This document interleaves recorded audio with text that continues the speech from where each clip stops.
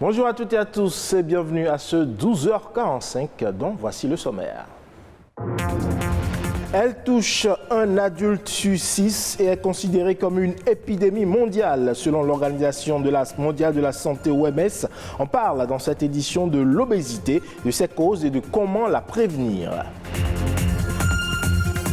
Et puis, vous le constatez certainement déjà dans les rayons pharmaceutiques, certains médicaments traditionnels font aujourd'hui objet de prescription médicale et donc officiellement commercialisés.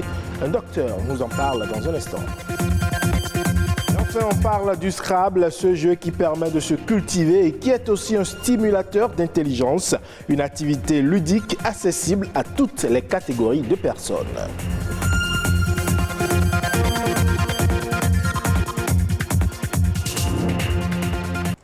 Bienvenue à vous si vous nous rejoignez. Ce 16 avril, on célèbre la journée mondiale de la lutte contre l'esclavage des enfants. Cette journée a été instituée en 1995 après la mort d'un jeune Pakistanais de 12 ans qui avait tenté de dénoncer les mauvais traitements subis depuis qu'il avait été vendu pour rembourser une dette familiale. Les enfants représenteraient plus de 10% du potentiel de la main-d'œuvre mondiale. Les enfants esclaves contribuent chaque année pour plus de 13 milliards d'euros au PIB mondial et constituent 10%, je le disais, de la main-d'œuvre mondiale. Cette journée a été donc instituée pour sensibiliser l'opinion publique sur ce fléau et pour l'éradiquer.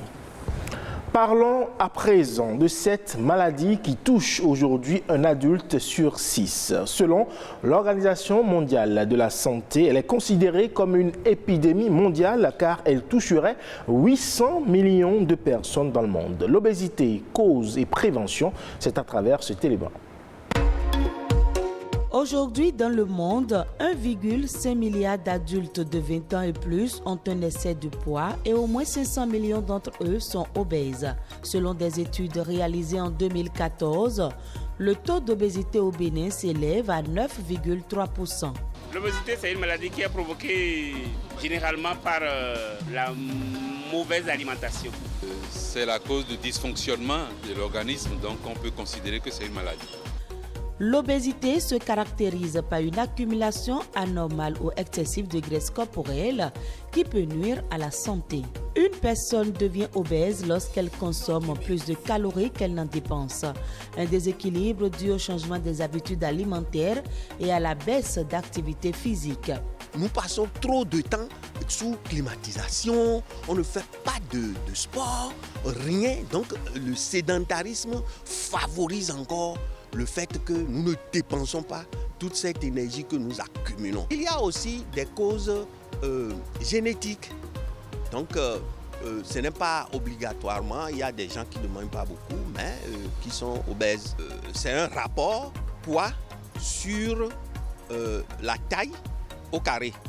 Donc, vous faites cette division et vous voyez où vous êtes. Si par exemple, vous faites cette division et vous constatez que vous êtes à partir de 25 à 30 kg par mètre carré, là, vous êtes obèse. Mais si vous êtes au-delà de 40, ça veut dire que vous êtes obèse massive. L'obésité dégrade la qualité de vie d'un individu et peut avoir des conséquences sur sa santé. L'obésité est associée à une augmentation du risque de morbimortalité. Les arthroses du genou, arthrose lombaire, la plupart du temps au niveau des membres inférieurs, les problèmes de jambes lourdes, les phlébites et parfois des œdèmes au niveau des membres.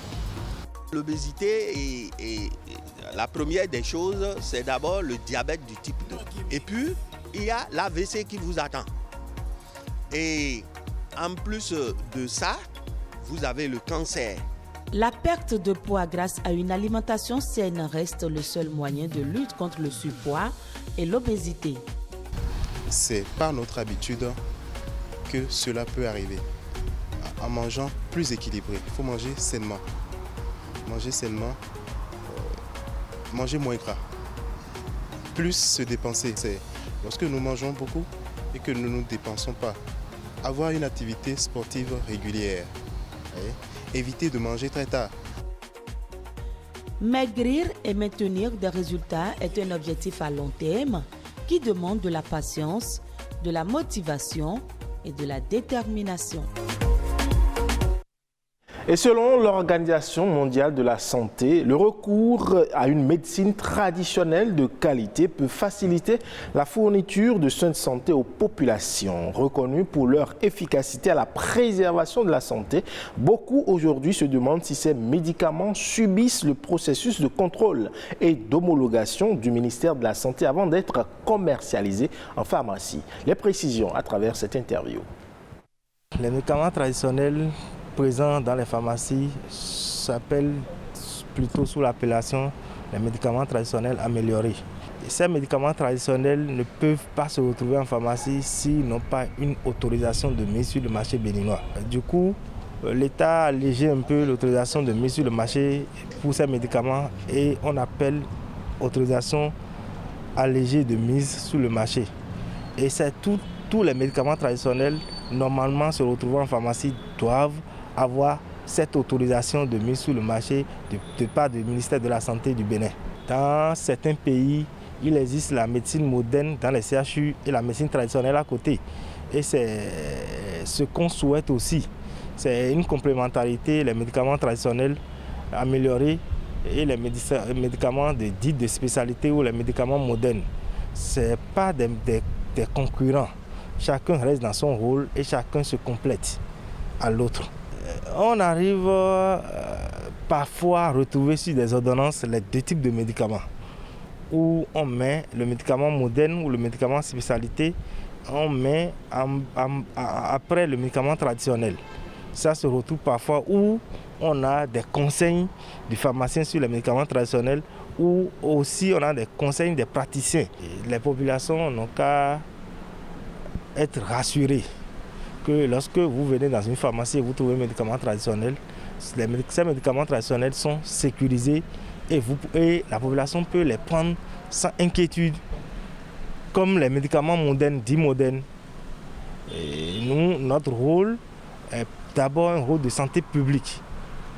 C'est vrai que ces médicaments ont un coût abordable, mais il ne faut pas négliger ce côté sécurité médicaments. C'est ce que nous portons à la population en leur rassurant que lorsqu'ils rentrent dans une pharmacie et trouvent des médicaments traditionnels, ces médicaments traditionnels sont rassurants. C'est mieux qu'en pharmacie qu'aux abords de la voie, qu'en dehors de la pharmacie. On parle à présent du Scrabble. C'est un jeu qui stimule l'intelligence et améliore la capacité linguistique. Il est joué de plus en plus dans les maisons et aussi dans des clubs entre amis. C'est une activité ludique accessible à toutes les catégories de personnes qui ne cessent d'ailleurs de la pratiquer. Le Scrabble à travers cet élément. À ces différentes tables, deux adversaires de jeu. Ce sont des joueurs de Scrabble. Un jeu de l'esprit qui consiste à former des mots entrecroisés sur une grille avec des lettres de valeurs différentes posées sur des cases de couleurs de façon à ce qu'ils s'intègrent à des mots déjà constitués. Ce jeu de société n'exclut aucune tranche d'âge. Le Scrabble peut être joué par toute personne à partir de l'âge de 7 ans ou 8 ans, je dirais. Dès que l'enfant commence à acquérir ses premières notions en français. Outil d'apprentissage par excellence, le Scrabble peut être pratiqué de deux manières, soit classique, soit duplicate. La version classique, c'est ce que nous connaissons tous, ce que nous jouons en famille, un joueur contre l'autre, ou bien à 3 ou à 4. Ça, c'est la version qu'on appelle version classique. Dans la version duplicate, tous les joueurs jouent avec les mêmes lettres. Alors cela élimine donc le facteur chance parce qu'il n'y a plus à aller chercher de bonnes lettres ou de mauvaises lettres, mais il y a un arbitre qui énonce les lettres que tous les joueurs doivent tirer et donc jouer avec, et c'est l'arbitre qui énonce également la solution qui est retenue. Jouer au Scrabble est un excellent moyen d'éveiller sa conscience, d'enrichir son vocabulaire et d'améliorer son orthographe. Un atout pour le développement cognitif. C'est un jeu que nous avons commencé quand nous étions tout petits. Mais aujourd'hui, je peux vous dire pourquoi. C'est parce que c'est un jeu ludo-didactique. En même temps qu'on joue, on apprend. on apprend les mots. Un jeu qui vous amène à réfléchir, qui vous permet de réviser toutes les règles grammaticales de conjugaison, tout en prenant son plaisir. Je pratique le Scrabble depuis une trentaine d'années. Ça me permet d'avoir un équilibre personnel. Au Bénin, ce jeu est plus qu'une activité ludique. Le Scrabble réunit une communauté de joueurs. Nous avons actuellement au Bénin une équipe nationale de Scrabble qui s'entraîne tous les dimanches. Nous avons au sein de l'équipe nationale un ancien champion du monde et nous avons également 2 champions d'Afrique dans l'épreuve des pairs. Donc je peux dire que le Scrabble béninois se porte bien actuellement. Plus qu'un jeu de société, la pratique du Scrabble est un moment de partage de la langue française. Il s'impose d'ailleurs aujourd'hui dans l'univers des jeux comme un incontournable pour développer la créativité et la stratégie. Et voilà un jeu qui est recommandé notamment pour les moins âgés. Dans la suite de cette édition, Arnaud Adadia nous propose à présent un condensé de l'actualité de ces dernières 48 heures. C'est La Nation en bref.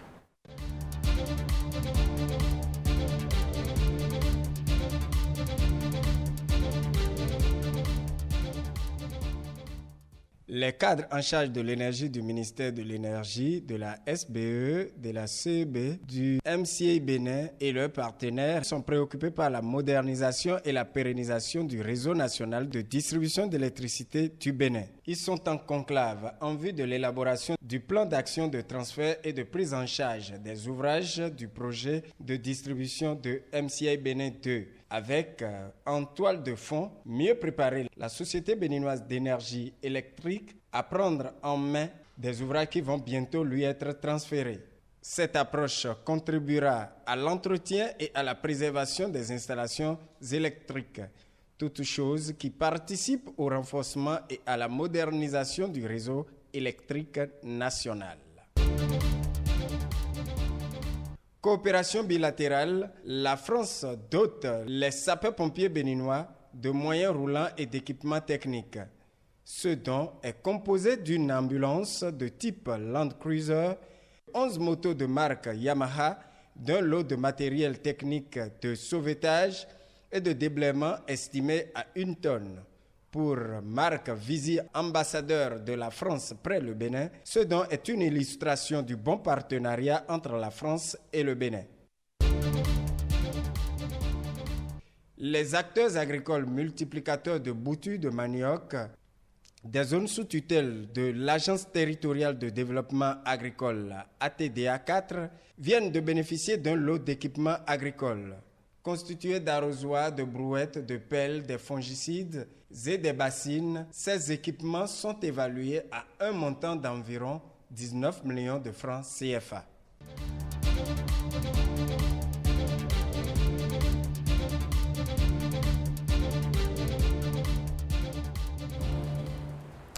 C'est tout pour ce 12h45 que vous pouvez retrouver sur le site de l'ORTB, le 3, w.ortb.bj. Merci pour votre aimable attention. À très bientôt.